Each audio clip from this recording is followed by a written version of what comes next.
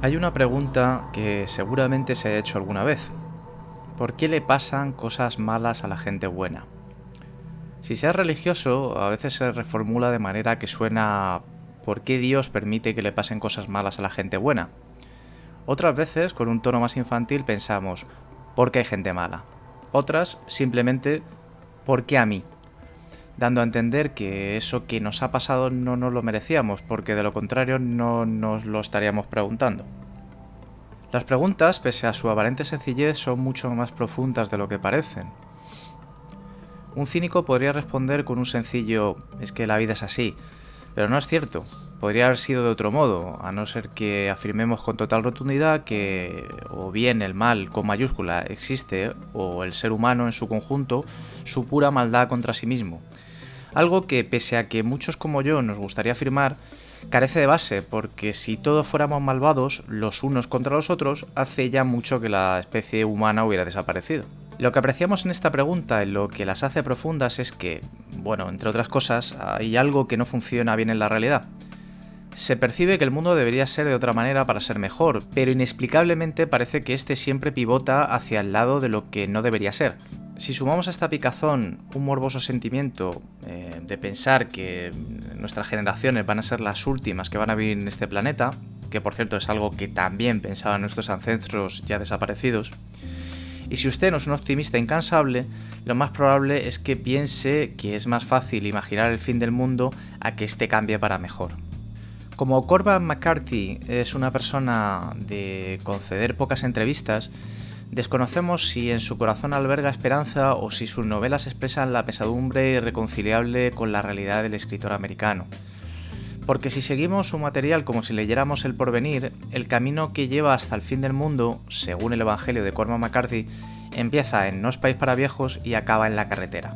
Publicadas en 2005 y 2006, forman un díptico sobre el fin de la civilización que se imbrican perfectamente en el resto de temas de la bibliografía del escritor norteamericano. Si estas obras consiguen que el lector se reconcilie con el resto de la especie humana, entonces es que usted tiene una voluntad a prueba de bombas nucleares. Si no es de eso, no se preocupe, lo más probable es que esté en la otra gran mayoría que ve en estas novelas cómo se avecina un futuro peor. Mejor dicho, cómo nuestra especie está construyendo un peor porvenir. Los seres humanos hemos convertido la realidad en un lugar insoportable. Por eso es más pertinente que nunca la pregunta de ¿por qué le pasan cosas malas a la gente buena? A las personas de cierta edad esa pregunta no nos abandona jamás. El sheriff Ed Tom Bell, en No Country for Old Men, también se hace este tipo de preguntas. Normal, vive en un territorio en el que se producen asesinatos violentos cada 2 por 3. Sin embargo, desde los viejos tiempos, al menos hasta donde él recuerda, el crimen cada vez tiene menos sentido, si es que esto es posible. La gente se mata por cualquier cosa, incluso sin ningún motivo. En esta novela, este es el único personaje al que tenemos acceso directo a sus pensamientos.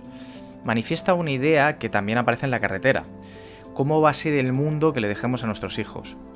De esa preocupación, la angustia de creer, casi con certeza, que nuestra especie no solo no aprende de sus errores, sino que los hace más evidentes y los despoja de todo sentido. La violencia solo se necesita a ella misma para justificarse, pues no hay nada más allá, que podría decir el director de cine Michael Haneke. La cuestión queda sin resolver tras leer la novela. Si alguien se acerca a la magnífica adaptación de los hermanos Coen, encontrará seguramente un desasosiego mayor. El monólogo interior del sheriff, transformado en la película en una conversación casual con su esposa durante el desayuno, acaba con un corte seco a negro.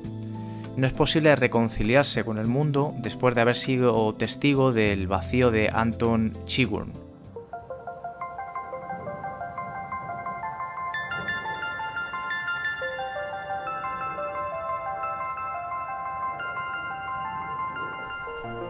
Chigurh, que es presentado como un psicópata que parece trabajar como asesino a sueldo y que en cualquier momento muerde la mano del que le da de comer, es un arquetipo que aparece al menos en otra novela de McCarthy, Meridiano de Sangre.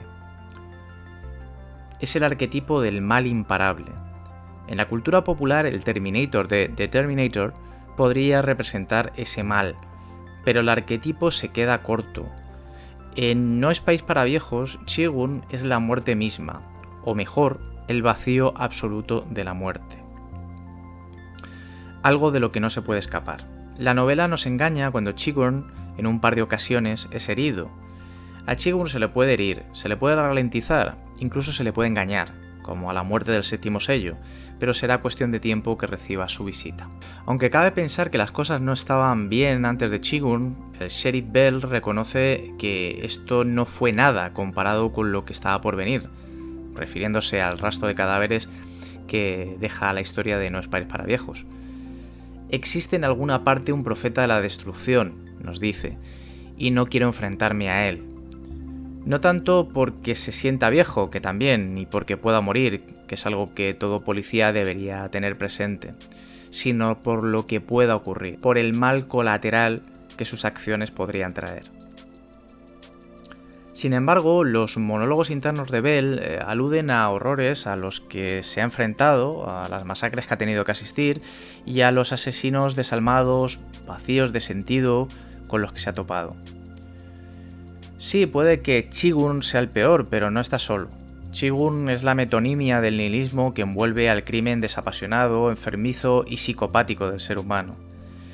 Podemos creer que Chi-Gurn es el origen de todo mal, pero no es así. El sheriff da a entender que el mundo que él conocía, igual algo más civilizado, ya no existe y que la realidad está llena de Chi-Gurns. Bell comenta un caso que parece anecdótico. El asesino confeso de un crimen pasional dice que no hubo nada de pasional en el crimen. Le cuenta este asesino que hace mucho que tenía pensado matar a alguien. Dijo que si le ponían en libertad lo volvería a hacer. Dijo que sabía que iría al infierno.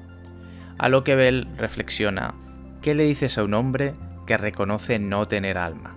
Llewellyn Moss, que es lo más parecido a un héroe en la novela, la afirmación está bastante cuestionable, claro, encuentra 2 millones de dólares que se perdieron en un intercambio de droga que, acabó muy mal. Debe ser un buen tipo porque en lugar de quedarse en casa, dormido, después de volver con los millones, el remordimiento no le deja conciliar el sueño. Por cierto, algo a lo que parecen inmunes estos personajes asesinos que describe el sheriff. Y Moss vuelve hasta el lugar del tiroteo para darle agua a un pobre diablo. En efecto, al volver, este tipo ya murió, alguien le había rematado, y le están esperando.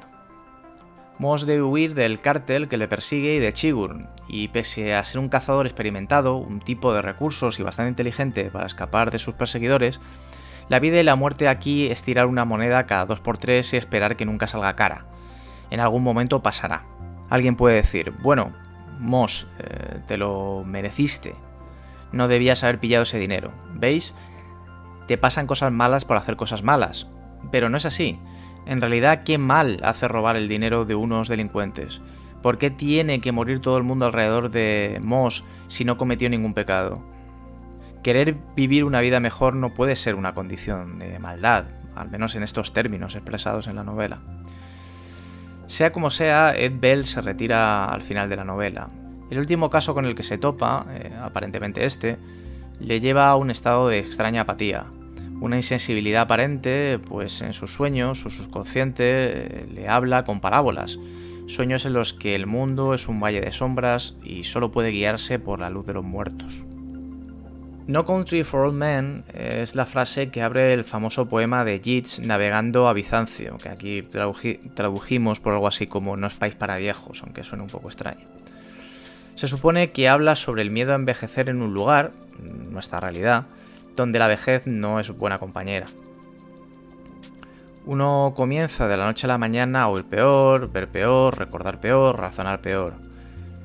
Eso en el mejor de los casos. La literatura, los poemas, las obras de arte en general, tienen esa supuesta ventaja de ser inmortales. Por eso Yeats viaja hasta la ciudad magnífica de Bizancio, donde todavía hay dioses inmortales que, si bien no pueden conceder la vida eterna, si les simpatizas y les entretienes, te pueden dejar acompañarlos eternamente. Yeats se propone convertirse en un pájaro de oro y cantarles a estos señores de Bizancio por toda la eternidad. En No es país para viejos hay poca oportunidad para la huida a Bizancio. Ya no hay espacio para los viejos, pues estos son los despojos que viven en un mundo que no entienden ni van a entender. una distopía que emergió de los escombros bombardeados de sus sueños de juventud. No queda esperanza, solo un valle en sombras donde la única guía es la luz de los muertos.